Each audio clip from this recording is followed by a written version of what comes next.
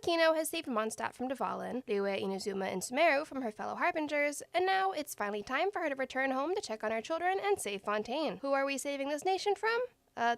Fate itself. No pressure or anything. If this is your first video in the series, this challenge acts as both a solo run with Arlecchino as well as a recap of the Archon quests. If you want to check out the other videos in this series, there's a playlist linked in the description. And for those who've been patiently waiting for this installment, I appreciate you, and don't worry, with the exception of Durin and Dan Heng, I'm not going to allow myself to start a new challenge until I upload Arlecchino and Natlan, so you won't be waiting long for it. Before we head to Fontaine, we have to go back in time to Sumeru to do the Caribert quest. Since we went over the quest in detail in Wanderer only, this will be just a quick recap before we get to Fontaine. We do some investigating about the Loom of Fate with Dainsleif and find a small house with a garden. Dainsleif says he remembers visiting this place with our twin, and we opt to go inside the house to investigate further. After, we go fight some slimes that showed up, and unfortunately, that includes pyro slimes. Figures. Speaking of pyro, Arlecchino can light the bonfire herself, so at least we get that perk from a pyro character. The next day, we meet Ida and his son Caribert, who is a Hilichurl, because sure. And after attempts to make a forbidden medicine fail, and invite a bunch of mushroom monsters to fight, we find our way into a strange domain. In the domain, we fight a handful of slimes and a Cryo-Abyss Herald before finding a giant purple crystal thing hanging and a bunch of Hilichurls praying to it. After Ida prays to it, we leave the domain and attempt to give Caribert the medicine again. It works this time, and Caribert regains consciousness. Ecstatic, Ida decides to return to the crystal to pray again, and we opt to follow him as his bodyguard just in case. However, this time the crystal is gone. Ida remarks that he'll find it again someday, and we leave. When we return though, we find Caribert is missing, and the mirror is shattered. Horrified, Ida runs off to find Caribert. We follow, and after an encounter with some forest rangers, we eventually find Caribert. A cutscene plays of Caribert taking off his mask, unleashing a ton of abyssal energy, and causing us to faint. When we wake up, Ida identifies himself as Clotar Alberich, who we know is the one who ends up founding the Abyss Order. He declares Caribert will become the Loom of Fate before referring to us as Princess. Confused, we look in the mirror and see our twin's reflection. Realizing we're experiencing our twin's memories, we crash out before being woken up by Paimon. After we find the bodies of Clotar and his wife, we explain what happened to Dainsleif and Paimon. Dainsleif decides he needs some time to comb through his memories about when he was here with our twin, and we part ways. Giving Paimon a hug, we wrap up the Caribert quest. With all of our prerequisites done, it's time to start Fontaine. However, as punishment for spending money trying and failing to get her C3, I had to spin a punishment wheel. I actually started Fontaine Act 1 before spinning the punishment wheel, but that doesn't really matter because, well, nothing really happens. The punishments are a mix of comment suggestions and ones that I added myself. Now, let's see what we're dealing with.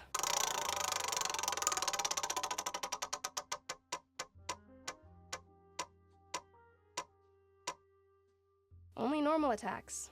No skill or burst. Yikes. This roughly translates to no healing in battles. Oh boy. Well, let's get started then. Also, a side note, I know this series typically details the Archon quests along with Arlecchino, but well, Fontaine is about 14 hours long, excluding the Dainsleif quest. For reference, Sumeru is about 9 hours, so I'll try to go with the key points while summarizing. Hopefully this is under an hour, but I doubt it. Also, yes, I am sick. I got sick of my trip, shocking nobody. Before we leave Sumeru, we head to Caravan Rebat, reminiscing about our journey, because, to be fair, it was over 6 months ago. Oops. After our brief bout of totally not recapping the last Archon quest, we run into Dia and tell her we're about to leave Sumeru and head to Fontaine. Arlecchino is getting anxious and wants to go check on her children after all. She offers to gather some mercenaries to escort us to the border, but, well, we made it this far. We can probably make it to Fontaine. After a totally not suspicious man leaves, we say goodbye to Dia and begin our trip to the border. Thanks to Genshin's pre-unlocked waypoints, we don't have to trek across the desert, but we do have to cross the water. Or we can, you know, just teleport over there since I already unlocked the Statue of the Seven. At the port, we decide our first task should be meeting Farina, the Hydro Archon. Though that's been our first goal of every nation so far, and instead we've gotten roped up in chaos every time. Hopefully it goes better than,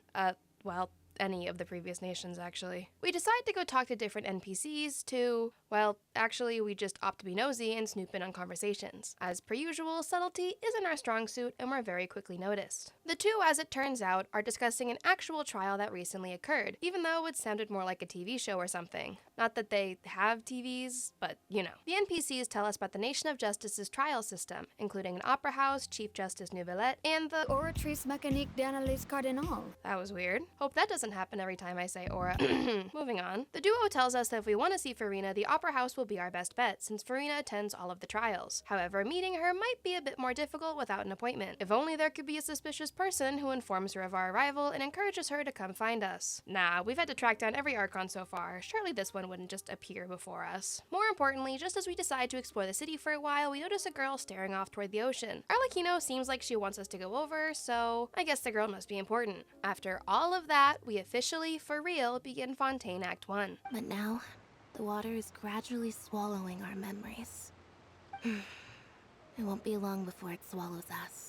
Well, that's ominous. Another person appears, introducing himself as the girl's brother. He reassures us that she's probably not going to jump into the water or anything, and is just reminiscing, before introducing himself as Linny and his sister as Lynette. I still can't believe how convinced we all were that these two were going to be the first playable duo. How unfortunate. We ask Linny to elaborate on what Lynette meant earlier, but instead he points out that we haven't formally greeted each other yet, before shaking our hand and patting Paimon on the back. Is this how Fontainians greet each other? I mean, who am I to question culture? The siblings agree to show us the way to the Opera House and invite us to follow them. This is truly an iconic image. However, we don't get very far before we're stopped and told that Farina has come to see us. Well, that saves us the journey, I guess. My dear people, rich and poor, those with cup in hand and those with nothing at all, raise your glasses in celebration.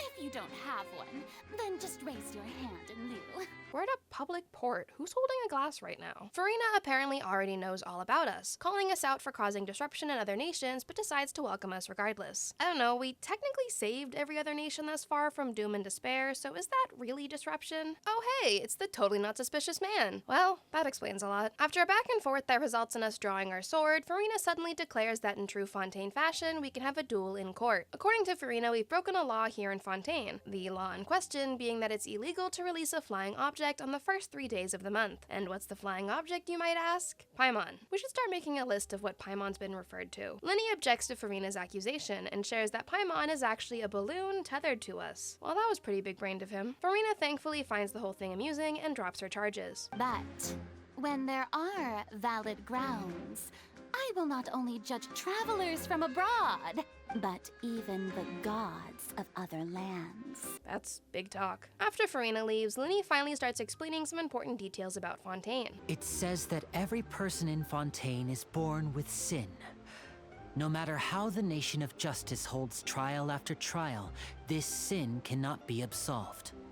Until one day, the water levels in Fontaine will rise, and the sinful people will slowly be drowned. In the end, the people will all be dissolved into the waters, and only the Hydro Archon will remain, weeping on her throne. Only then will the sins of the people of Fontaine be washed away. Well, that's depressing. Linny shares that most people in Fontaine used to brush the prophecy off as old wives' tales, but recently the water levels have begun rising, causing the people of Fontaine increased concerns. With that in mind, he and Lynette have been distributing magic pockets, which can allow people to carry their essentials if they end up needing to evacuate or relocate. In exchange for helping us avoid being, arrested, we help Linny to distribute the magic pockets to various people around the port. It's only fitting for Arlecchino to help our children, right? Afterwards, Linny asks for our help gathering flowers to help in making more magic pockets. Okay. So, I realized after this that I could have gone and gotten one of those water droplets that you use for the mechanisms. So this, per usual, is a skill issue and not an actual can't do. After collecting the flowers using another delusion, we prepare to leave for the city. Paimon wants a tour of Fontaine's largest city and try... Brutal. Without getting too far, we notice a girl pickpocketing and decide to stop her. How did it go? Well, after waiting for a while, we decide to go find Linny again. We arrive just in time to see Linny returning the stolen items to the original owner before finding out that he twisted his ankle attempting to pursue her, so they opted to just give up on catching her and prioritize returning the items she dropped while trying to escape. With our side quests sort of successful and a thief we definitely won't see again, we jump on the aquabus to the city. On the aquabus, we meet Charlotte, who introduces herself as a reporter from the Steambird. She recognizes us, surprised to find out we're visiting Fontaine, before explaining that Fontaine is currently dealing with a 20-year-long unsolved case involving the mysterious disappearances of young women. She's made it her goal to break the case, but considering our track record of lore drops that are provided early in Act 1, I have a feeling we'll be using all of the thinking we did in Sumeru to help solve the case too. Once we arrive in the court of Fontaine, Charlotte departs to pursue another lead, while the siblings invite us to their home. Wow, 4.5 pages in, and we've only gotten through one section of Act 1. Maybe I'll try to TLDR this a bit more. At the house of the at Linny and Lynette's house, we meet Fremine, their younger brother. Linny mentions that their father is returning soon. Sooner than you think, actually. Before long, it starts to rain, which apparently is a sign that a trial is taking place. Fremine, meanwhile, shares a story about how many believe when it rains, it's actually the Hydro Dragon crying. Who's the Hydro Dragon? Well, that's not important right now, I guess. We offer to bring supplies for the magic pockets to the workshop for the trio, and while there, Estelle shares that the machine at her workshop runs on indemnitium, which is a type of power that is generated from trials at the court. Before she can elaborate on another type of energy I still can't pronounce to this day, a group of debt collectors show up, harassing Estelle for some owed money. We start to exit stage left, but before we can... Before you go around trying to collect payments, why don't you settle your own debts first? I genuinely wish I could express how excited I was that he showed up when I played this for the first time. Child, upon noticing us, pauses his debt collection duties to come chat. He shares he's been in Fontaine for a while now, but now is looking forward to the fact that we're here and will inevitably get into some mayhem, intentionally or not. I mean, he's not wrong. Child also tries to share a story about Tonya and Tusser, but is interrupted. Instead of, using the chance to escape the wrath of the Northland Bank for a little while, the debt collectors opt to pick a fight with Child. Child, who was first released in 1.1, finally gets a trial battle. Well, at least it's not like Nilu and Sumeru when we just walked around with our trial character. Also, he doesn't count for the punishment, mostly because I mained him for so long that using his skill is basically muscle memory. True to Paimon's comment, the fight doesn't take long. However, towards the end of the fighting, Child's hydro powers stop working. Not that it stops him from winning the fight. While we're confused why his vision didn't work, he doesn't seem entirely phased. He still has his delusion after all. Child shares that he's in Fontaine because he's been dealing with what feels like a restless power stirring internally, which has been putting him into occasional bad moods. Something that Paimon surmises might be what caused him to lose control of his vision. Child tells us about his master Skirk, who I started a solo run with if you want to check it out, who told him in the abyss that he had awakened it, and traces of it remained within him. What it is? Well, he thinks it's maybe a giant whale he saw in his dream when he first fell into the abyss, but he doesn't know for sure. At least now we know what his constellation is about. After telling us that he's been unable to find his master since returning to the surface world, he shares that he's been sparring with champion duelists, as one does to starve off boredom. He quickly explains what a champion duelist is, and it's, well, exactly what it sounds like. Before setting off for his duel with Clorinde, he opts to give us his vision to keep safe. Well, actually, it's so it doesn't get in the way during his duel. With that, he leaves, and after we walk around the city, and Paimon spoils some mystery novels, we decide to find our way to the Opera House for Linny's performance. Once we arrive at the Opera House, we notice a crowd of couples around the fountain. More importantly, though... Vache. Well, that's freaky. Not entirely unusual for us, though. Lynette arrives and explains that it's custom for newlyweds to wish for children at the fountain. We mention the voices we heard, and Lynette believes it's due to a sensitivity to hydro, combined with the fact that all the waters in Fontaine, tears included, flow into this fountain. Putting that aside, we head inside the Opera House and meet with Linny. He shares with us that he reserved front row tickets for us before Bakugo, Hey, Linny! Cowell, calls Linny over to help with stage props. After finding our seats, we proceed to have a very uncomfortable silence with the singular other person in the audience.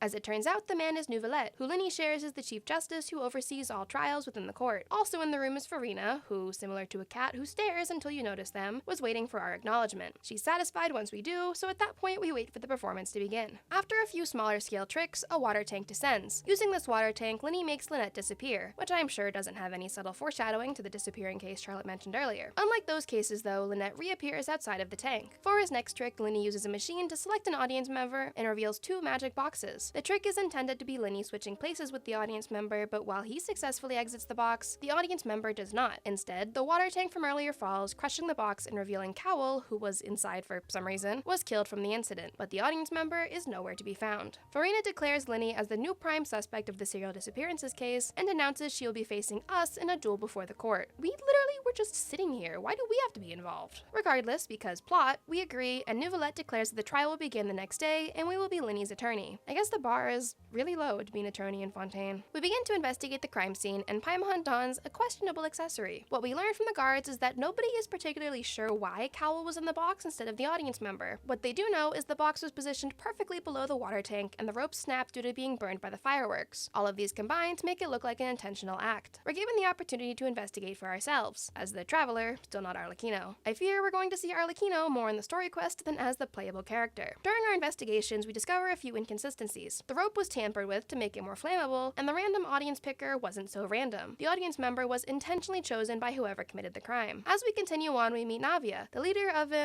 organization called Spina di Rosula. Navia shares that their group is also seeking the truth of the disappearances case, and, believing Linny is innocent, agrees to assist us in the investigation. Linny shares the truth of the magic box trick, leaving us, plus Navia and crew, to investigate the tunnel. In the tunnel, we find a few strange clues: a dropped hook rope, a shattered vase in a puddle of water, the missing woman's clothes, and a tunnel vent that leads to the basement. Unfortunately, none of these clues so far give any sort of lead that could exonerate Linny and Lynette. We discover we can't leave the opera house until the trial, so Navia's guards whip out a portable stove and ingredients for pastry making. Obviously. With exactly 3 pastries each, we go over the case with Navia. With the information we have, the case seems virtually impossible to prove one way or another. However, during the discussions, 2 of the pastries go missing, but it's assumed Paimon ate them because, well, it wouldn't exactly be far-fetched. She denies it though, and Navia just makes 2 more. The next day is the trial, meaning it's time to play Ace Attorney Genshin Impact Edition. Objection! First, Linny and Lynette explain the truth behind the magic box trick to the audience, before Linny states his innocence. After Linny stated he heard nothing but the audience while in the box, Farina points out the loud boom that was heard, catching Linny off guard and swaying the audience against him. Well, now we know why lawyers usually coach their clients before trial. More importantly, Farina reveals that Linny and Lynette are from the House of the Hearth. Hey, it's our second Arlecchino mention. Sort of. Anyways, that's more times than she has been seen in the entire act so far. We request a recess since, well, the whole Fatui thing was kind of key information that was, not shared with us. Well, this is awkward. Now, honestly, I still don't entirely understand why the Traveler and Paimon were so upset at Linny and Lynette for so long over this. I get it, they lied by omission, but in the exact same act, we called Child our friend. I am no criminal. At least, not in this case. Well, regardless, Linny shares that he was actually in the tunnel vent trying to investigate the Oratories. but heard a mysterious voice and turned back, which explains why he never heard the thud. With this information, we decide to continue to act as Linny's attorney, and when the trial continues again, Farina shares what she believes happened. According to Farina, Linny entered the tunnel and got into an altercation with the missing woman, Halsey, causing the thud everyone heard. From there, he knocked her out with the vase and changed her clothes to prevent her from being recognized before Cowell entered the tunnel and caught Linny. Linny knocked Cowell out as well, stuffed him in the box, passed Halsey to his mystery accomplice via the audience box, and then created the accident. Honestly, that's a pretty awful deduction of events. And I'm not just saying that because I've played this before. Putting aside motive because it was assumed that Linny is behind the disappearances, in this scenario, Linny wouldn't have known that Cowell would catch him. Plus, how would he have passed Halsey to anyone through the audience box considering, it's in the audience? Also, assuming the water tank thing was set up to make Halsey's disappearance look like an accident, it would be almost immediately noticed that there was no body. Like, none of that makes sense. But I digress. Regardless, we refute her accusations and share the version of events that we have according to Linny's statement. We also poke holes in Farina's reasoning, and Paimon essentially explains all the points that I just made. Genshin reintroduces thinking, and after going over the clues again, we decide that the most logical explanation is that Cowell must be the killer. However, even after thinking about it again, we're missing key evidence to prove it. In an attempt to find additional evidence that can help decide the case, the guards are sent to investigate Cowell's belongings. In his belongings, the guards find several test tubes of what is claimed to be water from the Primordial Sea. We also find out from his notebook that Cowell was involved with an organization that sells illegal drugs, and the word dissolve is used frequently in connection with the primordial seawater. Most importantly though, the notes claim the water can dissolve people from Fontaine, and one empty tube was labeled with both yesterday's date and the opera Epicles. The guards believe Halsey was chosen as a test subject and agree with our hypothesis. With this new information, we put together a proper timeline of events. It's Ace Detective Paimon's time to shine again! I love that they don't even try to hide the references. So, what really happened? Well, according to the evidence we have, first, Cowell tampered with the audience selector, making sure his target would be a woman from Fontaine. He also tampered with the water tank and made it so the metal hook we found would pop a balloon in the box filled with primordial seawater on her head. Cowell broke the vase to conceal the water, but something happened and ended up crushed by the water tank instead. The audience begins to sway in our favor, but we still don't know why Cowell ended up in the crushed box, or who the accomplice is. Before we can get any further, a new guard appears, sharing that identical samples of the water of the primordial sea was found in Linny's belongings. Well, that complicates things. With this information, Farina now shares a new version of the events in the tunnel, that while Linny went into the tunnel, when he came back, he wanted to get rid of his partner in crime, Cowell, if that wasn't clear. So he knocked Cowell out and threw him in the box. While we're stumped with the lack of evidence to refute the claims, Navia saves the day by interrupting the court proceedings. She asks Linny to provide the magic for the finale, and while apprehensive, mostly because he has no idea what she's talking about, And voila! and the missing girl appears. Halsey, whose real name is Lillian, shares the full events that occurred. First, she's the thief from the harbor at the beginning of the quest, and is here because she stole a ticket to the show. She's from Mondstadt, so because she's not from Fontaine, all the water did was just, drench her. In a panic, she kicked down the door, which was the thud we all heard. Also hearing the noise and realizing she didn't dissolve, Cowell entered the tunnel and tried to attack her. She fought back, knocked him out, and threw him in the box. She changed her clothes to avoid being caught and hid in the opera house. For the record, she's also the one who stole the desserts earlier. Neuvillette, after recapping the crime again, declares Linny is innocent, at least of this crime. The Oratories agrees and declares Linny and Lynette innocent. Neuvillette also accuses the new guard of being Cowell's real accomplice. While the guard begins to explain that he was ordered to make sure the blame was placed on Linny and the Fatui for the whole serial disappearances case, before we can name the higher-ups, about the.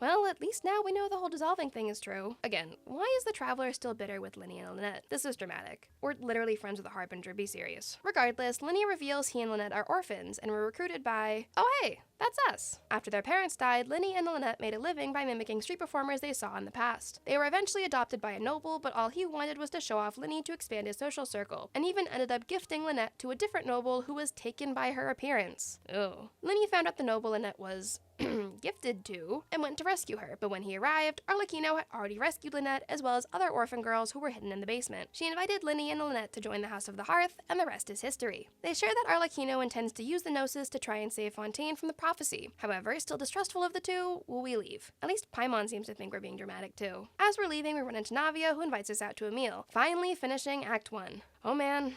That was a lot. The good news is, with the exception of Act 5, Act 1 is the longest of the art conquests. Well, so far. Moving into Act 2, we share a meal with Navia and discuss the trial and the disappearances case. Navia admits she's skeptical towards the guards being able to solve the case, and believes the different perspective that the Spina might provide could potentially break open the case. Meanwhile, we share that our primary goal is just to properly speak to Farina. Find a way to conceal yourselves under her bed. Then wake her up in the dead of night and demand answers.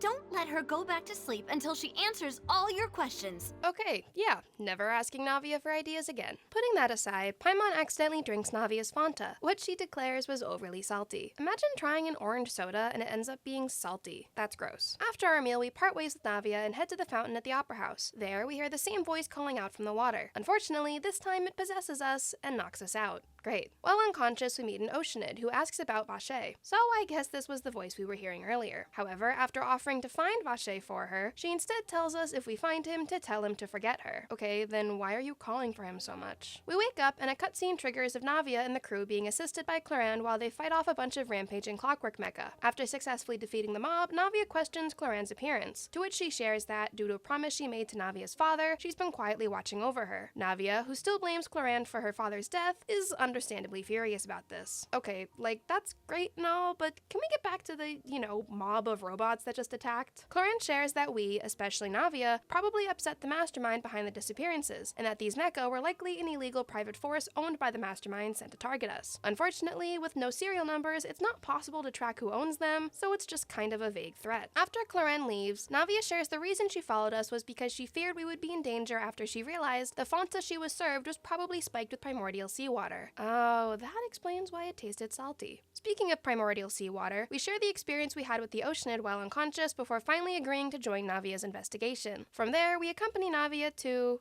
the sewers below the court of Fontaine. We find out from Navia more about her father, that he was accused of murdering his friend but chose a fight of honor against Clorinde and died in the process. Navia believes that the murder was tied to the disappearances case, which is what has encouraged her to continue investigating it. The next day, Navia shares that she spent all night trying to discover the identity of Vache, but came up empty-handed. We decide to go ask Neuvillette if he can look into the case file archives, in hopes that there could be more information there. Neuvillette, however, finds nothing about a Vache in the case files, leading us to another dead end. Before we leave, Neuvillette expresses to Navia regret about her father's death, which just makes her angrier. She brings up the fact that Neuvillette believed even back then that something wasn't right about the case that allowed the duel to proceed regardless. She accuses him of caring more about the laws than human life before storming out. Well, that's awkward. Outside, it suddenly begins to rain, and Navia remembers that it also rained on the day her father was convicted. We realize that maybe the real murderer was dissolved. So, with our first actual lead, we accompany Navia to meet with Malus and Poisson, the Spina's headquarters. We learn from Navia and Malus that her father was investigating Synth, and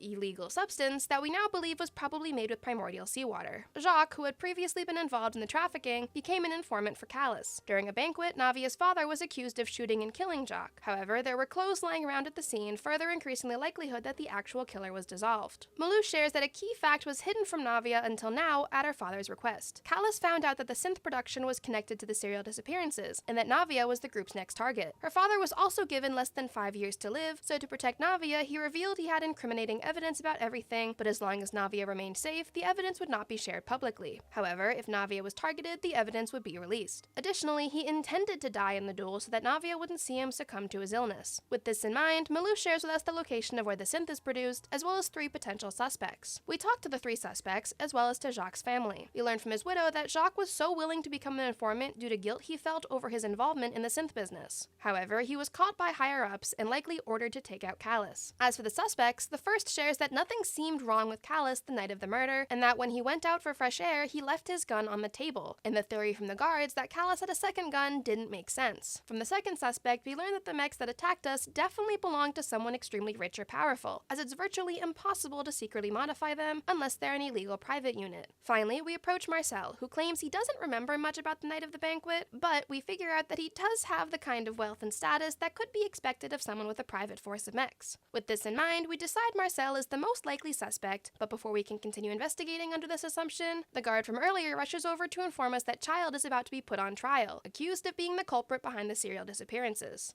Okay, so they're just accusing anyone now, huh? We decide to split up, and Navia goes to the courthouse to accuse Marcel of being the true culprit as a way to stall while we go to the enemy headquarters. First, we see the situation at the Opera House. While Child is confused about why he's being charged suddenly with a case he's never heard of, he's more than willing to accept the charge if it means he gets to duel Clarande again, because it's Child we're talking about here. Before Nouvelette can fully explain the case, Navia bursts in, claiming Child is innocent and charges Marcel as being the true culprit. Oh, is this going to be a friends to enemies type situation? That's something I would say, I'm not gonna lie. After Marcel is brought to the Opera House, Nouvelette recaps Callus's case for everyone. Marcel's group hosted a banquet during which 2 gunshots were heard outside. The guests went outside to investigate, where they found Callus holding a gun and Jacques dead from a gunshot wound. The guards didn't find any other firearms at the scene and decided that the first shot must have missed, while the second shot killed Jacques. Callus did not dispute the charge and chose to participate in a duel for his innocence, where he died. Navia shares that Jacques' family testified Jacques went to the banquet intending to kill Callus, but at the last minute shared the truth of being ordered to kill him in hopes Callus could protect him. However, with this possibility in mind, the true culprit, I guess Marcel in this situation, sent a second assassin. In this scenario, the assassin shot Jacques, but Callus wrestled the gun away from the assassin and killed him in self-defense. While the original version of events assumed the clothes found at the scene were worn by Jacques to disguise himself, but now it seems more likely they actually belonged to the assassin who was dissolved after the incident. The rain further hid any evidence of dissolving and made it seem as though Callus and Jacques were the only 2 at the scene. Marcel agrees with Navia's reasoning, but also points out that nothing in that theory implicates him.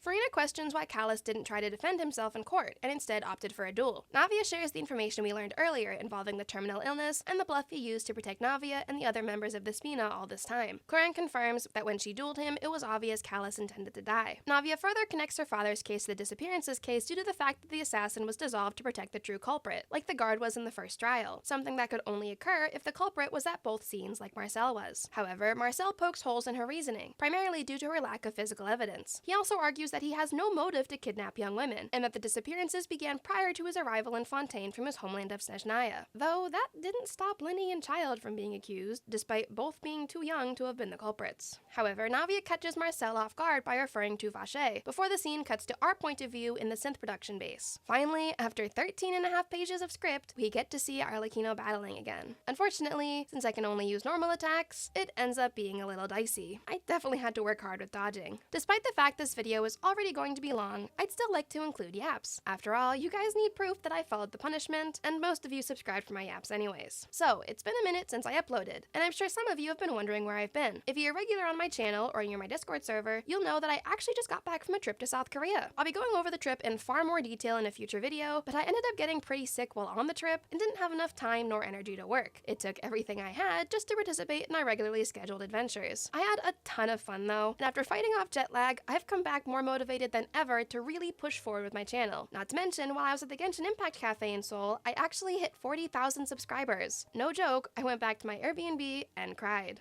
happy tears, don't worry. I'm so thankful for all the love and support I've received over the last year, and I cannot wait to see how far we can grow together in the future. I actually wrote down in a goal journal last December that my stretch goal would be to hit 50,000 subscribers. It was kind of a shot in the dark, but I had hoped writing it down would help manifest it. I don't know if I'll be able to get there by New Year's, but we're pretty darn close, and that alone is enough for me to just feel absolutely ecstatic. I'm planning to continue to work towards getting more consistent content up for you guys, so please look forward to it. Also, if you didn't see my post in my community tab, I'll be streaming the beginning part of Durin Only here on YouTube. I am so excited, and I hope to see you guys there. We finally reach the center of the hideout and start investigating. We find out that the researcher was attempting to save his dissolved lover, and dissolved all of these missing women in an attempt to find a way to reverse it. Additionally, we find a report about finding someone to assassinate Jacques and Callus. With this information, we rush to the opera house to help Navia. We share the truth of the case in court. Marcel's real name is Vacher, and after his lover was dissolved, he abducted countless women to use as test subjects to find out if he could bring someone back from being dissolved. This information completely shatters his previous defense of timing, and having been exposed, he completely crashes out.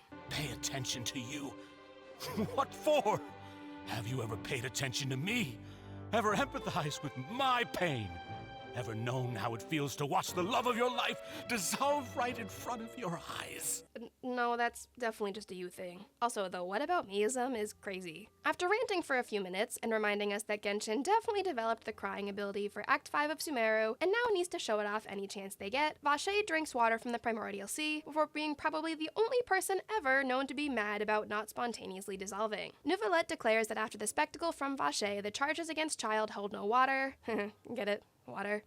With the serial disappearances case solved and Navia's father having been proven innocent after all of these years, everything seems nicely wrapped up. Except remember, we're only in Act 2. Before Child can leave, Neuvillette tells him that they have to give a verdict to the original charge against him, even if it's just a formality. We now turn to the Oratrice Mécanique d'Analyse Cardinale. He said it! He said it! However, According to the judgment of the Oratrice Mécanique d'Analyse Cardinale, Mr. Tartaglia is guilty.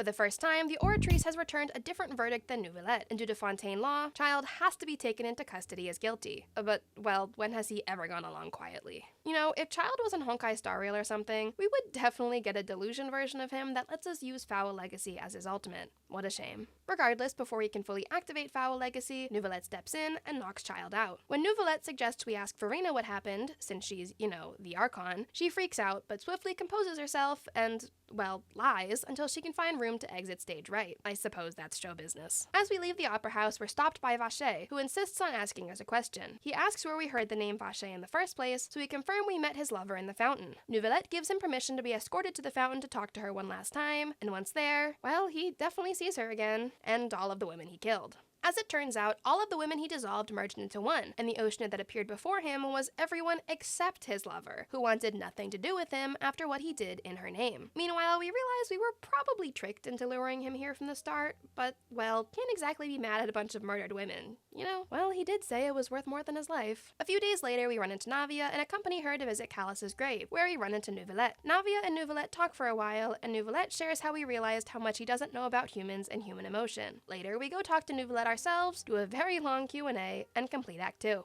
We decide to return to the room we got from Navia to relax for a while, and after resting long enough for Paimon to finish an entire book, we're summoned to go see Neuvillette, starting Act 3. Arriving at Parler Mormonia, Neuvillette tells us he's in a bit of a predicament, but he wants to make sure we have the full story before we decide if we want to help him. Going back in time a little bit, we see Neuvillette and Farina. We, the Knave, requested a meeting with Farina, one that Neuvillette suggests she decline. However, Farina, never willing to back down, decides to agree to the meeting, so long as Neuvillette is there too. He's not convinced, but nevertheless agrees. Though it could officially be considered a diplomatic conference, I prefer to see our meeting today as an ordinary tea party.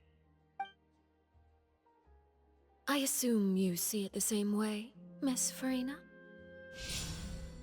Finally, after several videos and just as many Archon quests, we get the official Harbinger introduction. Iconic. Arlecchino requests Child be turned over to Seshnaya to resolve the situation, but Neuvillette explains that the time for the resolution would have been before the trial. However, since the trial has already concluded, Child has to remain in Fontaine. I'm sure that's the only reason. Pushing a little further, Arlecchino asks to enter the fortress to check on his condition, and that is also denied. However, this time, Neuvillette offers a proposal, and then we cut back to the present. Neuvillette informs us that Child has disappeared. disappeared, which explains a lot of that flashback actually. We find out the proposal that was cut off in the flashback consists of Neuvillette sending someone down to the fortress to find out what happened to Child and report back to Arlecchino, and I'm guessing that someone in question would be us. Not wanting to abandon our buddy Child in a time of need, we agree to the plan, and Neuvillette explains that he'll arrange false charges for us before offering us the fruit tart on his desk. Don't have to offer food twice to Paimon. We decide to have a nice meal before, going to jail and run into Charlotte. We tell her we, are going to jail for spoiling a new detective novel. Oh, but now that I think about it, I suppose that's not completely unreasonable.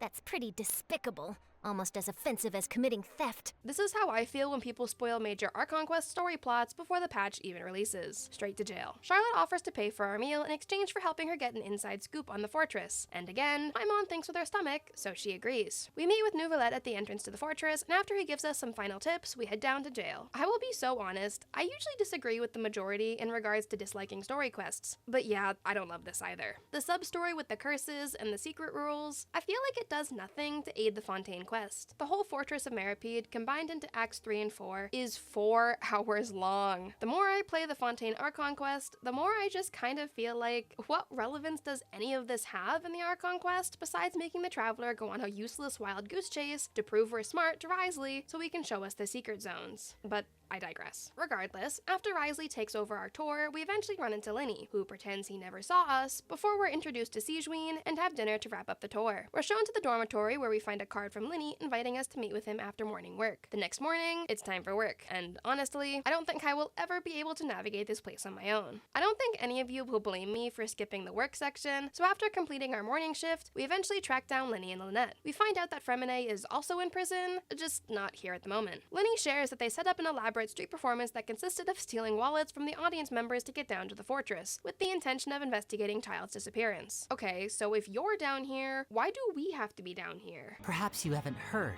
but the Fortress of Meripede hides a secret. And here it is, the B-plot of the Fortress of Meripede that extends the quest to be way longer than it needs to be. Linny shares that the House of the Hearth has been investigating a mysterious fortress secret, potentially involving the fact that Farina doesn't have the Gnosis. However, all of the Fatui informants that have been down here have vanished, and with Child being sent down too, it presented a good bargaining chip to Arlecchino. We decide to team up with the siblings to continue investigating, and learn from Linny that there's apparently a forbidden zone within the prison, which could be useful in our attempts to find Child. After we split up, we head for lunch, and while we're eating, we're approached by another prisoner who tells us that hidden rules exist in the prison and to make sure not to break them. What are the hidden rules? Well, we need to pay up with coupons to find that out, which isn't really helpful. With that, we return to the dormitory to sleep, and while the Traveler has a freaky dream involving Child and the giant whale, I am telling you all right now that I am absolutely not going into a detailed explanation of the wild goose chase that we go on to investigate the fortress secrets. On the first day, the second day, our investigation finds, among other things mostly related to Sigewinne, 2 of the hidden rules. Working for 3 days in a row will result in being served purple mystery meat in the cafeteria, and you can't bet on both fighters in a match at the fighting ring, or you get sent freaky blood-colored liquid. However, while gross, neither of these things relate to Child at all, so we decide they're both dead ends. Eventually, we get enough credit coupons to go ask the prisoner from earlier about any other hidden rules. He tells us to avoid the pipes at night because there are rumors about cannibals. Okay, sure. Going for subtle, we decide to continue investigating the cannibal angle by mentioning to one of the guards that we've been struggling to sleep at night due to weird sounds. He shares that he's heard from colleagues that the strange sounds only occur during monthly pipe cleaning, so as long as we get through tonight, the conveniently timed monthly pipe cleaning, we shouldn't hear them any longer. During a nap time, we have another Child dream, which we decided earlier keeps happening because we have his vision, but this time, the dream shows him in the pipes. Well, that's the best lead we've got, so let's go investigate. It's not quite the same sneaking around with Arlecchino versus with Ether, but at least we get to see her. Regardless, we find a trio of prisoners in the pipes, who aren't actually cannibals. Instead, it turns out that the hidden rules, well, at least the pipe one, was made up by them as a way to protect Child. As it turns out, they became followers of his after seeing his strength, but he heard a voice that told him to escape through the pipes, and he hasn't returned. They've been waiting for him here just in case, but still no luck. We decide we'll have to ask Linny to have Freminet investigate the water outside of the pipes, and with a single lead to our name, we complete Act 3. Starting Act 4, we find one of Linny's cards on the table. Did he sneak in while we slept? We find out from the card that today is the monthly no work day, and Linny wants to meet to discuss some new information he's found. On the way, we run into my absolute favorite duo of NPCs. I love these two so much. Linny informs us that according to Arlecchino, Child had actual personal reasons to visit Fontaine, and they suspect that it could be why he was so insistent on escaping the fortress. We share what we learned with Linny, and he agrees that Freminet would be the perfect person to investigate the pipes. He'll have to set out on the next pipe cleaning day at the earliest. That's 6 days from now. What happened to monthly pipe cleaning? Lenny continues that he'll assist Fremine while Lynette will gather more information. On that topic, he asks that we try to infiltrate the infirmary since the other 3 will be occupied. We agree to meet in 9 days and decide to head straight for our infirmary infiltration. That was a tongue twister. After trying and failing to snoop by listening outside, we fake, well, sort of fake, a stomach bug with the help of an awful smelling potion. Our attempts to investigate only introduce us to 2 of the people who frequent the infirmary, and having to awkwardly sit through them arguing. We also notice a strange hatch behind some boxes, but it's not like we can try to investigate it now with the witnesses. Eventually, Siegewien returns with some stomach medicine, and after a nap, we return to the dormitory. Well, that was unsuccessful. We do manage to pass the hatch information to Lynette though, so I guess that's something. We thankfully get a time skip and don't need to just repeat working for 9 days and return to meet with Lenny. Lenny shares that Fremine left on his dive a few days ago, and meanwhile Lynette went to infiltrate the infirmary after our initial investigation. We accompany Lenny to go check in with Lynette, but find the infirmary empty. After searching around, we find a piece of paper from Risley informing us he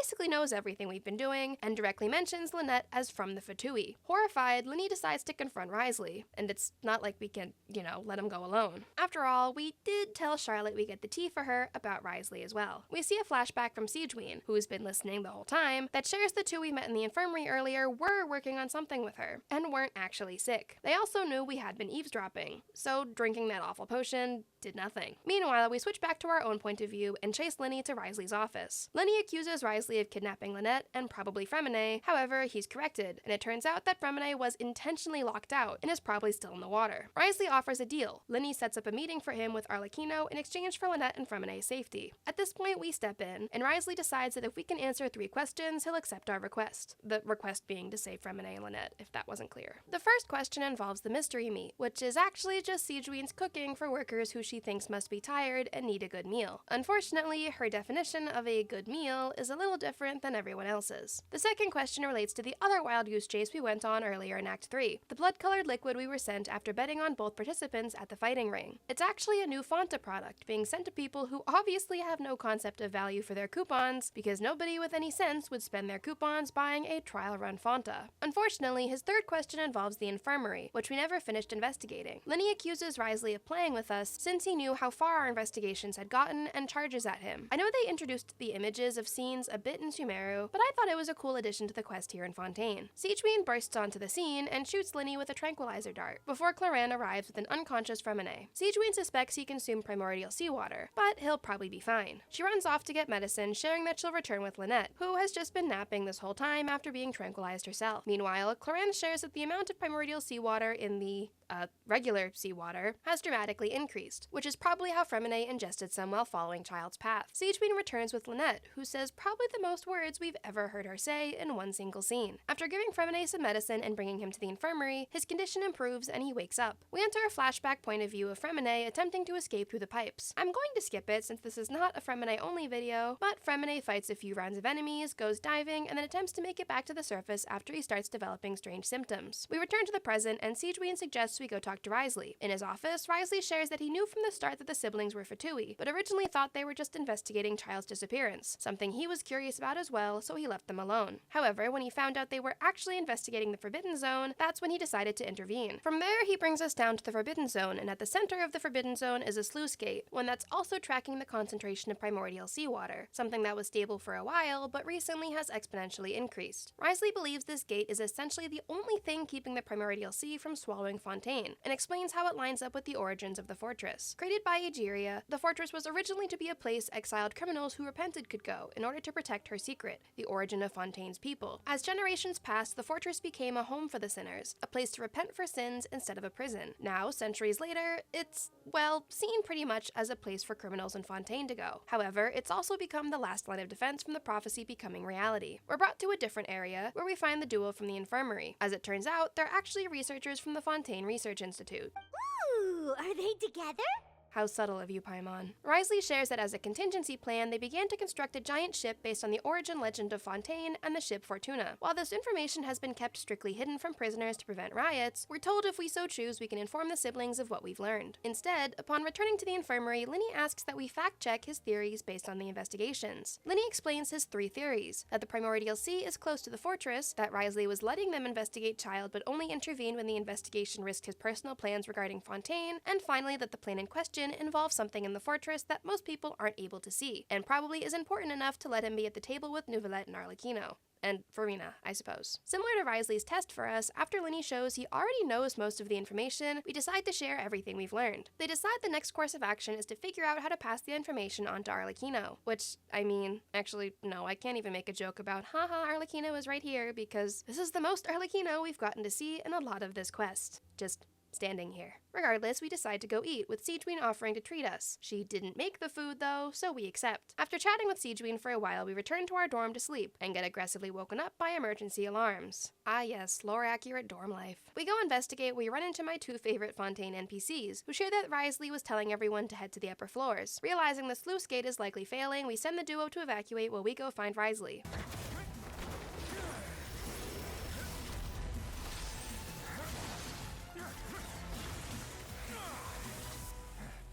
Man, I love this cutscene so much. It's so cool. Risley sends us to the surface to find Neuvillette, who conveniently ends up being right at the fortress entry. He tells us he'll go down to help, but we need to go protect Farina, who's going to be meeting with Arlecchino. 2 Arlecchinos in one room. Crazy. In reality, it's just a dialogue scene, so it's one Arlecchino and the Traveler, who has definitely never met Arlecchino before. The meeting is about as awkward as you can imagine. It reaches a boiling point when the teacups start shaking, which Arlecchino, well, correctly, guesses is related to the prophecy. Meanwhile, we see another cutscene, this time of Neuvillette arriving at the fortress. Again, this cutscene is absolutely top tier. The cutscenes in Fontaine were truly next level. Neuvillette successfully suppresses the primordial sea for now, stating that total annihilation is a sentence too severe for the people of Fontaine, which, yeah. Returning back to the tea party, Arlecchino confronts Farina, accusing her of not caring about the fate of her people. The prophecy's hanging above our necks like a guillotine. Arlecchino essentially rips Farina a new one, while Farina claims she's been working behind the scenes, though when asked for specifics, she falls silent again. Of your oratrice mécanique d'analyse, Cardinal. After questioning what Farina intends to use all the accumulated indemnitium for, Arlecchino seems to get an answer she was looking for from Farina's confusion, and steers the topic to be less serious for the remainder of the tea party.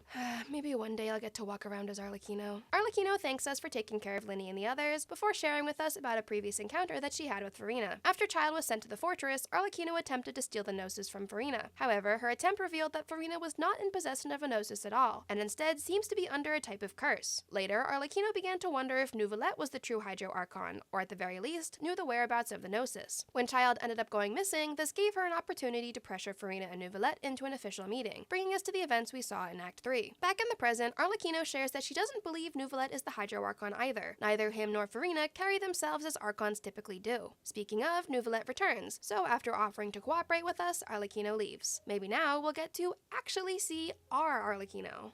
Or not. Instead, we give Neuvillette a recap of what occurred at the tea party. I mourn this turn of events. With the sudden arrival of rain, a light bulb flickers on in our brain, and we realize Neuvillette's true identity. After agreeing to keep it a secret, he explains that none of the currently alive dragon sovereigns have their full strength, which is why even he would be unable to stop the prophecy alone. When the first usurper, the primordial one / heavenly principles / Fanes / Finon? Well anyways, when they arrived in Tevat, they seized some power from the dragon sovereigns, establishing the basis for the Archon's authorities. Neuvillette is the successor of the water dragon that lived during that time, so he doesn't really know the full story. But hey, it's more than we've gotten so far, so that's a win. I believe I will not be able to do much, unless the Archon disappears and returns their elemental authority to me. Yeah, wouldn't that be crazy? After talking to Neuvillette, we return to the fortress to confirm everything is still fine, before deciding to stick around the fortress for a while for the free meals and free accommodation. After falling asleep, we witness a scene of Child floating in the water, opening his eyes in time to see a massive narwhal swimming above him, which ends Act 4.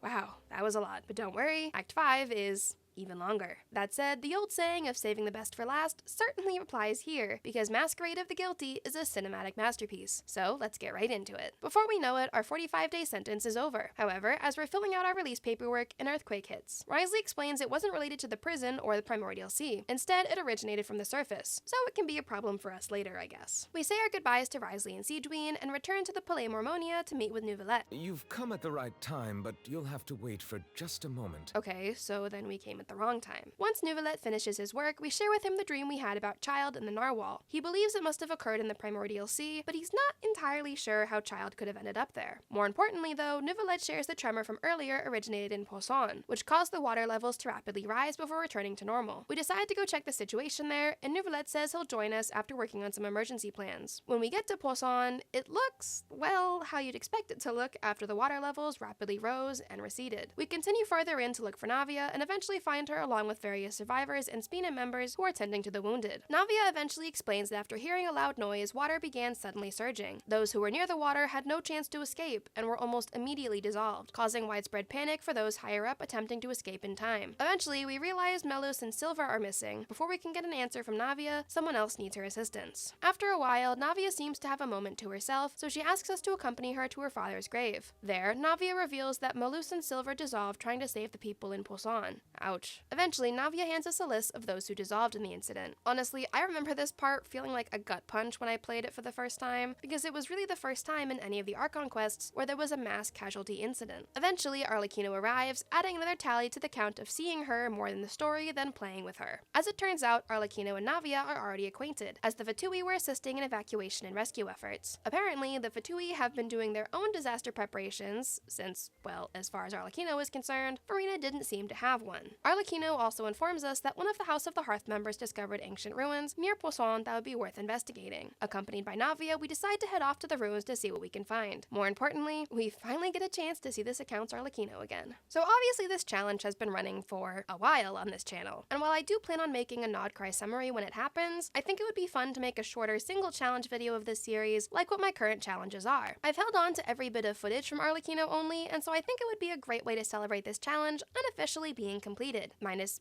unreleased story, by making a single Can You Beat Genshin Impact with Only Arlecchino video. I think it would be both a fun way for me to give commentary on old footage and how much has changed since early 2024, as well as give people who may not want to watch a long-winded Archon Quest recap series the chance to see the challenge in full. Plus, it'll be relatively straightforward to edit and write, considering I, already wrote scripts for past videos. The real challenge will be yours truly finding a way to keep the video under an hour. We'll see how I do. Ow! Jump scare. As it turns out, the ruins are pretty flooded with primordial seawater, but since there's not really any way but forward, we try to be careful for Navia's sake. Unfortunately, there's not much we can do about structural security, because the obviously very safe bridge suddenly collapses as we're crossing. Navia falls into the water, and suddenly we switch to her point of view, in Poisson, with the living Silver and Melus. Okay, well, that's definitely not correct. Okay, I have to ask, did the majority of you pick up on the fact that the people she speaks to were specifically the people named by Paimon earlier? I didn't actually realize until a second playthrough. Regardless, while Navia can tell something seems to be wrong, she continues onward with Melus and Silver, eventually being reminded that she has a trial today at the Opera House. First we've heard of this. There we find more people, but strangely, no Neuvillette. I mean, he's kind of important on these cases, so. Navia is told that because she and the Spina play such an important role in Poisson, it means she's guilty and she must join them. However, Melus and Silver suddenly realize something's wrong and begin defending her, insisting she not admit guilt. After a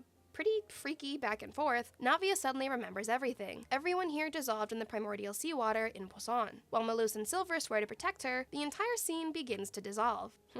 Get it? And the people begin to revert to their true appearances as Oceanids. Suddenly, Neuvillette finally appears, forcibly adjourning court to save Navia and giving her just long enough to get a final goodbye from Melus and Silver before she comes to. Neuvillette shares that he arrived just as the ruins were caving in, but he witnessed two Oceanids protecting Navia, which gave him time to save her before she was dissolved. We give her some time to process everything, while Neuvillette tells us, among other things, that he ran into Arlecchino when he went to meet us in Poisson, and she directed him here. Eventually, Navia feels better, and we continue investigating. This domain is awful in a normal playthrough. Being stuck with only my normal attack, though? Oh boy. Switching the topic to polearms, you guys might be surprised to find out I was actually filming Flynn's only, and then I dropped it. I realized pretty quickly that it just felt identical to this challenge. Without his signature weapon, he struggled with damage because there really aren't many free-to-play options for polearm DPSs. I got through most of Liyue before I was finally like, I'm not enjoying this, it doesn't feel very original, I don't want to continue on. At least with the various Catalyst-only challenges, they all had relatively distinct playstyles and fighting methods, so each challenge felt unique and difficult in its own right. Flynn's just felt like Arlecchino with a different font, at least in terms of a solo run. I did very much enjoy playing with Flynn's though. I just felt like if I kept pushing through with a challenge I wasn't enjoying, it would probably reflect in the quality of my video. Maybe I'll avoid solo challenges with polearms in the future. Who knows? After way longer than I'd like to admit, we finally make it to the end and find 3 stone tablets. There should be 4, but well, we'll circle back to that later. More importantly, the 3 visible stone slates tell the story of the prophecy, except we realize the Archon in the second slate isn't Farina, it's Egeria, who's kneeling as if she's asking for forgiveness. We decide that this is probably all we'll find in the ruins, so after leaving, we opt to all split up. Neuvillette plans to confront Farina, Navia wants to go check on how the Spina is doing, and we go relax. To be fair, we did do a lot of heavy lifting by going undercover in prison for a month, so that's fair, I think. Arriving at our sewer hotel, we run into Mona, which still feels as incredibly random replaying it as it was seeing her for the first time playing it. We find out some key information. Mona's master is B. Stop. Where? Where's the B?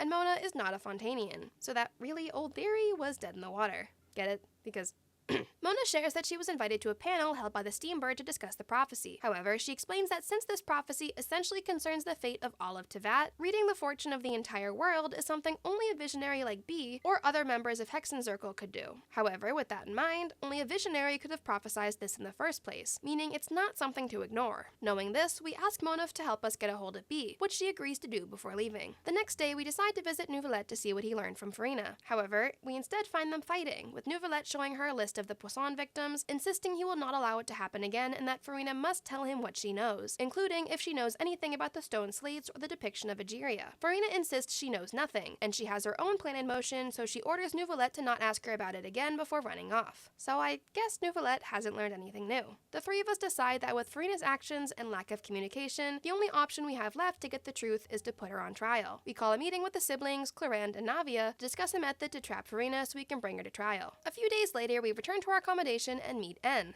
sort of, who decided to come speak to us after hearing that we wish to ask questions of Hexenzirkel. She confirms the prophecy will come true, but also shares one of the most important single lines in the entire game up until this point. Could things be happening in hidden corners, where the god's gaze does not fall? Knowing what we know now about Descenders, and the distinction being that Descenders can change the fate of Tevat, it's so interesting finding little pieces of the huge, overarching theme that have been scattered throughout the Archon quests. One of my favorite things about Genshin, truly. The next day, we meet with Mona again, who shares that she wasn't able to get a hold of B. Not that it really matters for us now, since we heard from N, which definitely surprised Mona. Mona suggests that the current situation with the prophecy must be incredibly important for N to visit us personally, but her words seem to insinuate that there is a way for us to change the outcome of the prophecy. After Mona leaves, we decide to head up to the surface to walk around the city, eventually finding our way to the bakery with the fancy limited cakes Arlecchino served us in Act 4. We run into one of the Melazines who works at Palais Mormonia, and so Paimon decides to ask her deep philosophical questions. She shares that even if, for example, the prophecy came true tomorrow, it wouldn't stop her from enjoying cake today. You know what? Words to live by. Eat your cake today.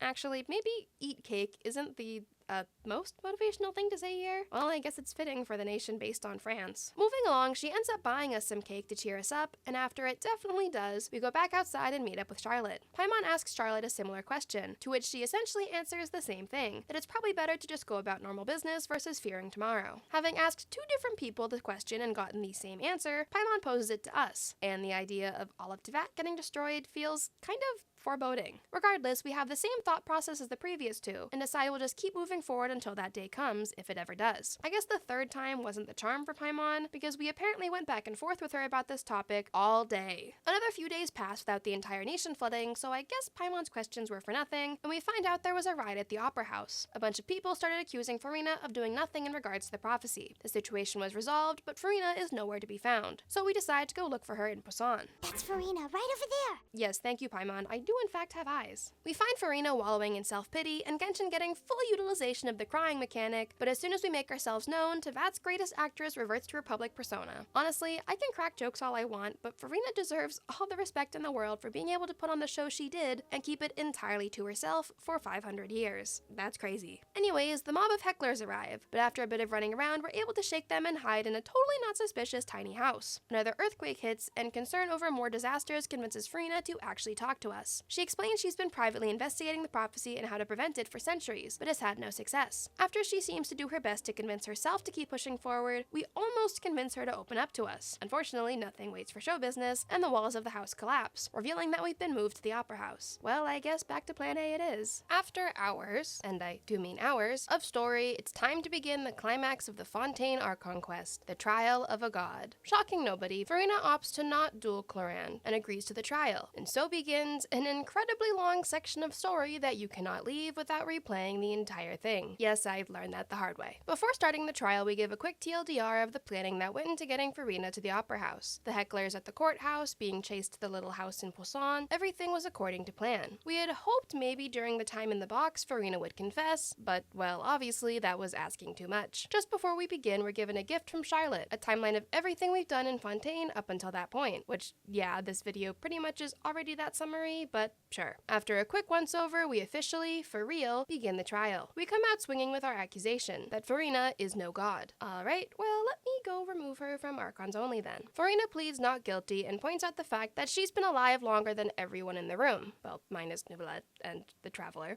and probably Paimon. So how could she possibly be a mere mortal? The argument is favored by the Oratries, but thanks to our meeting with, well, ourselves, we counter that she's under a curse, something Neuvillette sensed as well, but initially believed to just be her divinity. Seeing the Oratries begin to waver, Farina changes the subject, pointing to said Oratries as proof of her divinity. Unfortunately for her, we already saw with Child's trial that she has no actual control over it. This back and forth continues for way too long, with the audience rapidly wavering against her, so we decide it's time to finally bring out our trump card, water from the primordial sea. If she's a god, she won't be affected by it. However, if she's a Fontanian-born human, as we've accused, she'll dissolve. While she's given the opportunity to decline, though confess guilt by default, she shoves her hand into the water, shocking everyone and failing to dissolve. Farina, believing to be victorious, declares that she never would dissolve like normal humans. Unfortunately for her, Sejuane is in the audience, and confirms that the length of time Farina was exposed to the diluted seawater would never have dissolved her. Instead, it would cause her to have a mild version of the symptoms we saw in Fremine: hyperventilating, flushed skin, both symptoms being presented by Farina. Farina panics, but the damage has been done. Neuvillette declares her guilty of knowingly deceiving Fontaine and misrepresenting herself as Archon, and hands the final verdict over to the Oratries.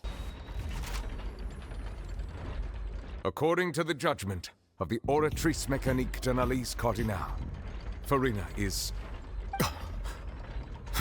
The exact wording of the verdict is thus: the Hydro Archon, guilty, to be punished via the death sentence. Considering we just, proved that Farina isn't the Hydro Archon, who are we supposed to be executing here? Well, that's the question of the hour, and hopefully one that can be answered by Fremine, who literally just showed up. Fremine reveals he found the missing first slate, finally giving us the full picture of the prophecy. We find out that Egeria, the original Hydro Archon, turned the Oceanids into humans, meaning that Fontanians are all actually Oceanids, and this was deemed her original sin by Celestia. However, more importantly, we realize that the third slate actually represents a trial, and the people of Fontaine judging the Hydro Archon, aka what we literally just did. So all of our efforts to prevent the prophecy was just following the prophecy play by play. Bummer. Neuvillette also believes that the primordial seawater eruption that occurred in the Fortress of Meripede was not a sign of the future, but a warning of something worse coming to be what fulfills the prophecy. More specifically, the giant narwhal. In true dramatic timing, the narwhal appears, along with Child, who's trying to fight back against it. After taking several hits from Child and Neuvillette, the narwhal dives back into its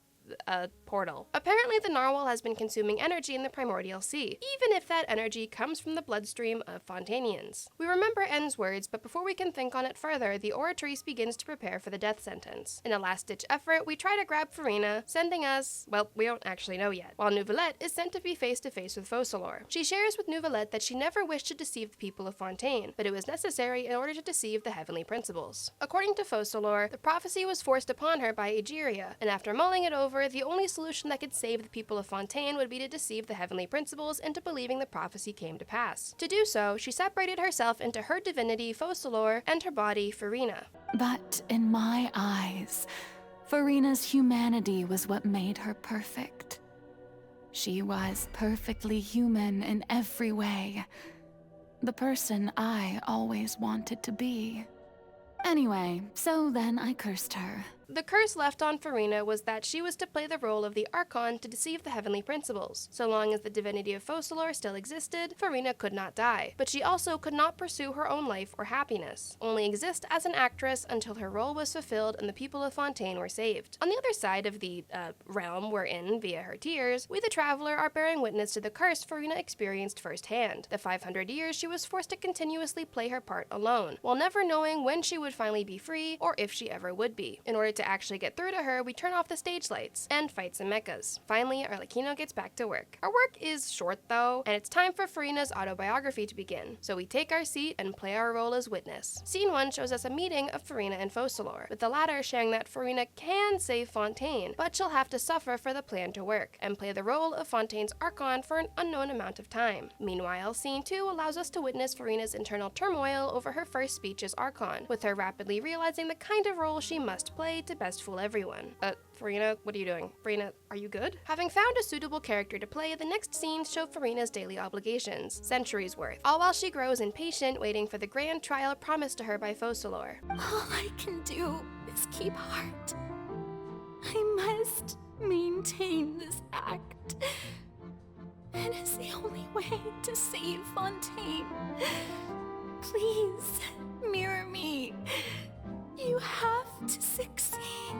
Finally, we reach the present day, with the Traveler trying to give Farina a chance to share the burden with someone else. However, as she's done all along, she carries on, putting her faith in Focalor that everything will work out. Returning to the scene with Focalor and Neuvillette, the latter is horrified to find out even Farina had no idea of the plan for the entire 500 years. She just played a role to the best of her ability. Meanwhile, Neuvillette correctly deduces that Focalor had become one with the Oratrice, but is shocked to find out the true purpose of the Oratrice has always been to accumulate indemnitium in order to kill the god of justice and demolish her divine throne. With the destruction of the divine throne, Focalor confirms she will be returning the authority of the Hydro Archon to the Hydro Dragon, in this case Neuvillette. The last 500 years, he's played a role as well, by learning more about humans and finding mutual understanding with them, all for him to be in charge of making the final judgment for the people of Fontaine and their original sin. I'm not gonna lie, I knew what was going to happen, I've played the story before, and I still cried. It would be a crime to not include this scene. After all, this video is already plenty long, what's a couple of minutes more? The hour of my execution is almost here. For the sinner, the curtain call has come. I know I may not sound it, but faced with death, I find myself a little afraid.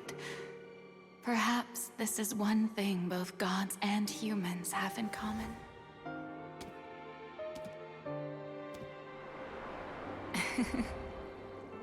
Farewell, Neuvillette.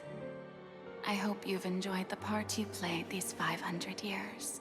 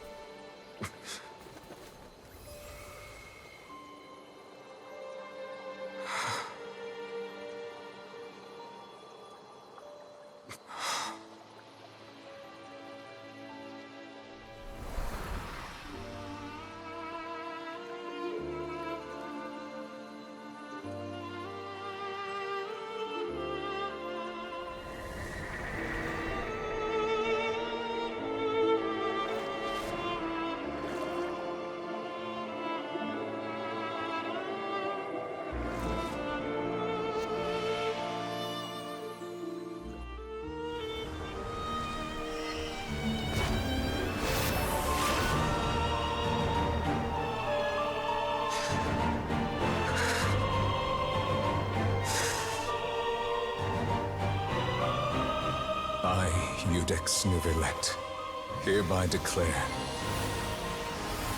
people of Fontaine, your sins are forgiven.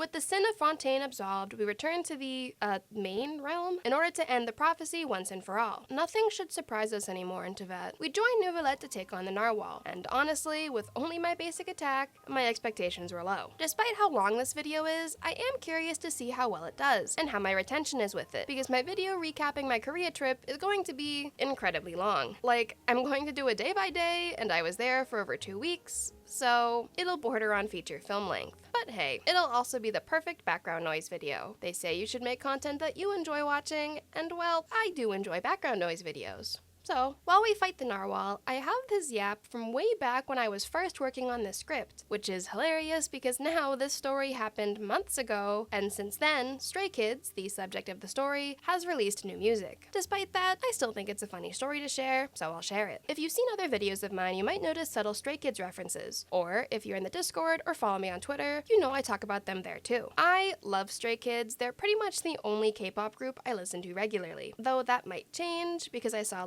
Seraphim while I was in Korea, and they were amazing. So a few months back, when Stray Kids released Karma, my friends and I took a train to a nearby city because a store there was having a special event for the new album release. As soon as we get there, it was sold out. Freebies and albums. Unfortunate, but it is what it is. We go to a different store. Sold out. We went to a few more stores. Sold out. Mind you, we asked. There was literally one store with the albums in stock, and it was like $40 when the album is $20, and it didn't come with any exclusive store photo cards, so obviously not going to spend my money on that. By this point, it was reaching dinner time, so my friends and I went and got hot pot. Excellent decision, 10 out of 10, it was amazing. But we got both a milder white broth and a spicy broth. The spicy broth was around a spice level 2, out of 5+. It arrives, it heats up, and I decide to be the first one to try it while the others were situating themselves. My immediate reaction was, wait, what? Like, it had a kick, but I am really not tolerant to spice, and it wasn't bad for me, so I knew my friends were going to think it was really mild, which they did. So we're enjoying it, and suddenly I start noticing,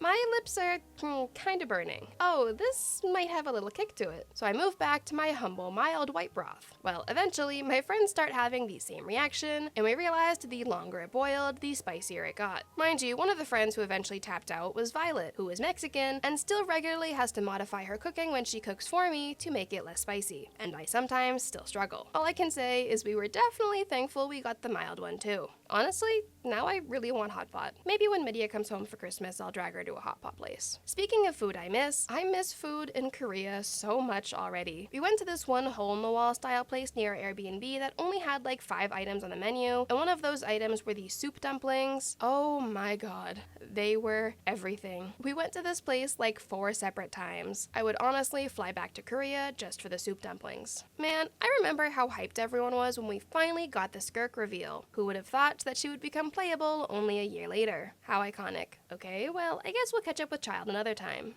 I mean, it's a valid question. It's kind of crazy to me how we had no idea who any of those people were with the exception of Rhine-Daughter up until this point. Now we're just, brawling with sinners like it's a regular Tuesday. I actually haven't played the Nod Cry quest, so I don't entirely know if that's accurate. Well, anyways, we don't get to ask Skirk many questions before she informs us that the prophecy is in full swing now, and Fontaine is sufficiently flooded. Now that I think about it, how did Fontaine manage to flood even further when it's already way above sea level of the rest of Tevat? Did it sink to a normal level? Or is it just that whole Tevat has its own laws, including, well, basic laws of physics? Speaking of defying physics, Wriothesley's flying boat appears, assisting in the rescue of Fontainians, who, thanks to Neuvillette absolving their sins, do not dissolve in the water. Eventually, the waters recede, leaving Fontaine finally free of the prophecy once and for all. After a brief time skip, we find ourselves in a Fontaine rebuilding. Charlotte is passing out free copies of the Steambird to help calm the general public, and encourage them to buy follow-up copies. She invites us to join her for follow-up interviews, mostly because our being there will probably increase her odds of being able to interview hard-to-find people like Wriothesley. I suppose that's fair. We start in Poisson, finding Navia, Clarande, and the Fatui discussing rebuilding efforts. While the Fatui have been handling supplies, Clarande has been offering assistance as a way to hide out after,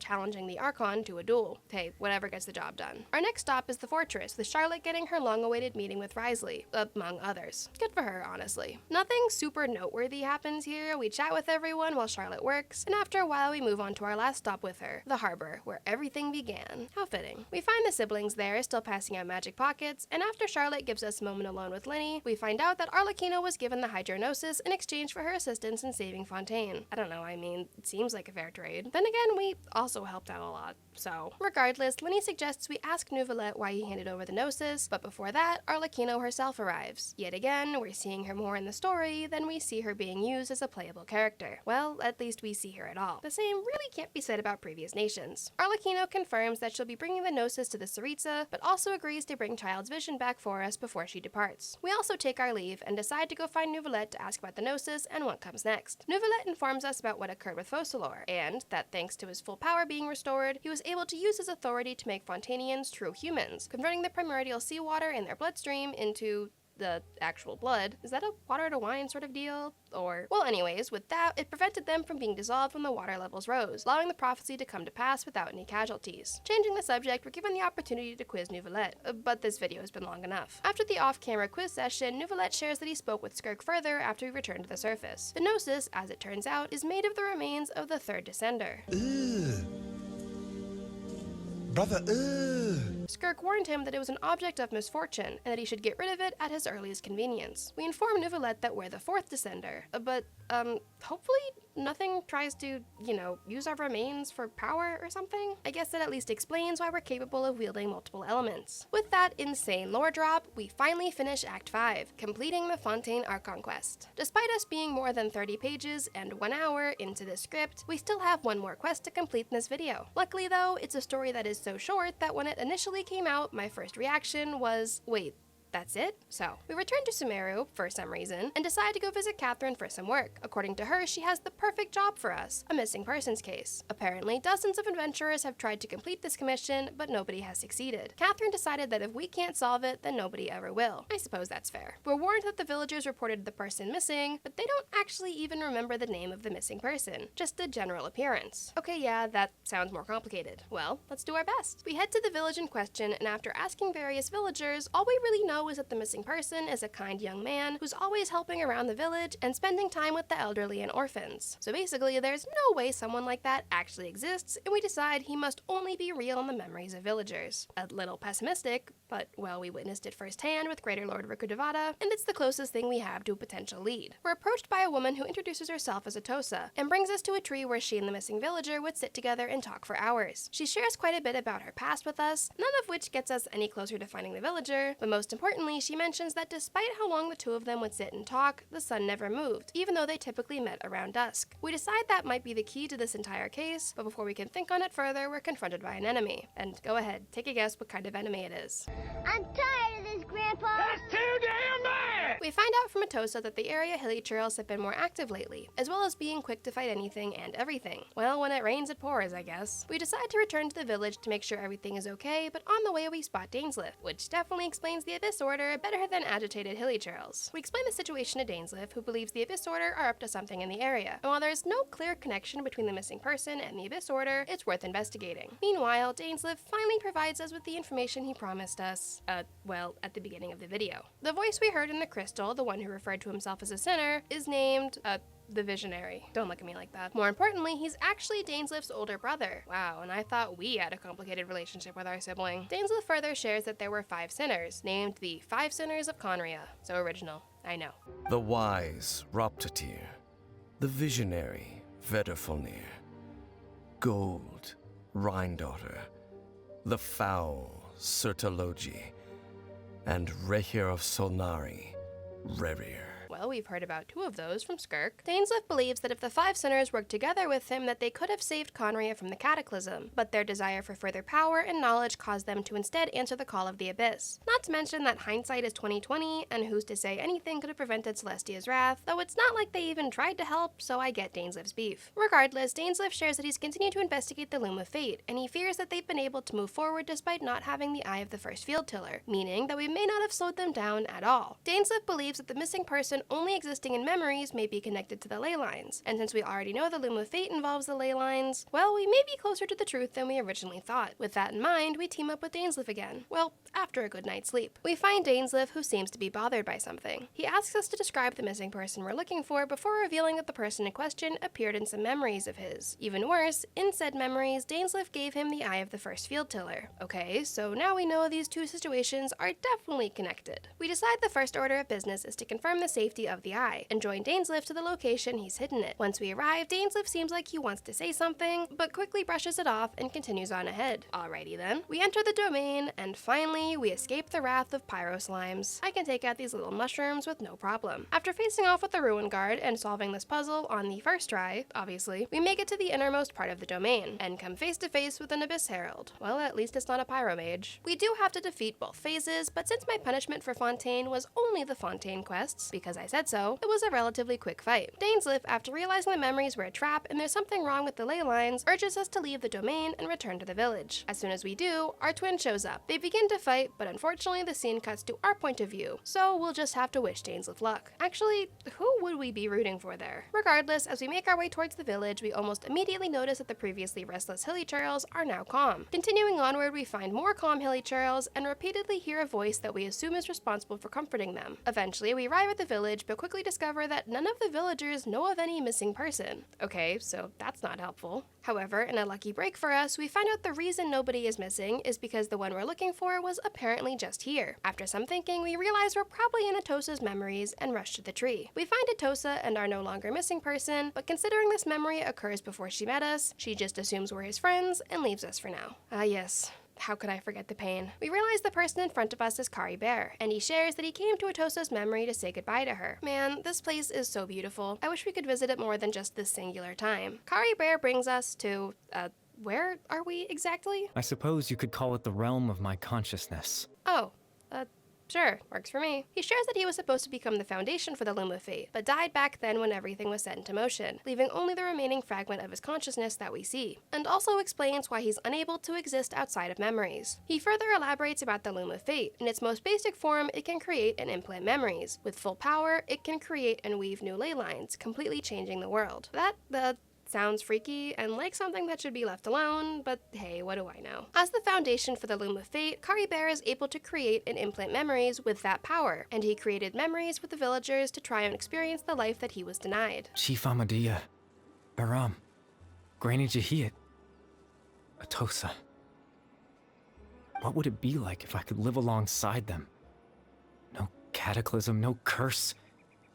Just a quiet life in a peaceful village. Side note, yes, if you're wondering, I did cry during this quest too. We decide we should probably go find Dainsleif, but Caribert shares that since we're able to talk to each other in his consciousness, it can only mean that the Loom of Fate was completed. He further shares that Dainsleif is fine, probably, and he knew that Dainsleif's plan was to lure our sister to the domain to confront her while handing over the eye to us, something that is definitely news to our ears. The only problem was that Caribert implanted false memories into Dainsleif's mind, making him believe he already gave us the eye. Well, that's unfortunate. Even more unfortunate, Caribert has no clue what our sister is planning, so we know about as much as we did 10 minutes ago, which is not much. Caribert shares that his goal was achieved. He was able to use what little consciousness he had left to implant a memory into the minds of the hilichurls, a bedtime story that comforted him when he suffered in his hilichurl form. And yes, I cried again here. This may have been a short quest, but oh man, I was a mess. With Caribert's remaining consciousness gone, we suddenly find ourselves face to face with our twin. She tells us that since the space we're in will soon disappear, we're neither tangible nor can we be here for very long. But for now, we can at least chat. She informs us that her goal is to complete the Loom of Fate before the Heavenly Principles awaken. However, she's not sure when that is, because even the destruction of the Hydro Throne failed to awaken them. Man, I wish I could sleep that well. Regardless, Lumine is still convinced that they'll awaken at some point, so she has to be prepared. Ether?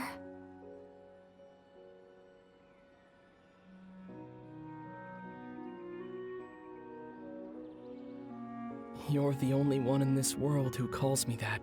I absolutely love the implications of that line. Combining that with the fact that as the game progresses, we've rapidly lost the ability to make decisions for the traveler, and instead are just left to witness their decisions. Lumine tells us of the Sea of Flowers at the end, and that she is still seeking a final answer, and we can't travel together again until she finds it. Unfortunately, our time has run out, and Caribert's realm begins to collapse. As it does, we find out that we will remember none of this when we wake up. That is absolutely foul. We wake up in our accommodation, and Paimon shares that according to the villagers, they found us sleeping and couldn't wake us up. So instead, they brought us back here. You know, something I wonder is what did Paimon see during all that? She wasn't with us in Caribert's realm, so, like, what was she seeing? Regardless, we also find out that Dainsleif stopped by briefly, but was injured and needed time to heal. What we do know is that Caribert was our missing villager, so technically the commission was successfully completed. Though we didn't exactly find him, and we definitely can't bring him back. However, we find out from the villagers that they tried searching again, when suddenly one of them remembered seeing Caribert asleep under the tree, only to be awoken by his parents before leaving the village together. Man. We decide to go find Atossa to see how she's handling everything, and to be expected, we find her under the tree. She's taking it about as well as you'd expect, but she has hope that he'll come to visit one day. I wouldn't count on it, but I'm not one to make someone feel worse when they're already upset. Atossa returns to the village, and in our attempts to remember the events after speaking to Caribert, we realize there's something in our pocket, wrapping up Bedtime Story. Well, this has been a very long video, and an even longer wait for said video. I appreciate you all for being patient with me as I got this video done, and I'm definitely planning to get Natlan done ASAP, if nothing else, because I want to get part 2 out of the rest of my challenges. Since this was long, I'll keep this outro short. If you made it this far, leave a fire emoji and I'll return it with a heart, because if you stayed this long, you deserve it. A special shout out to my channel members, and if you're new here, be sure to like and subscribe, as well as hit the little bell so you never miss an upload. Until next time!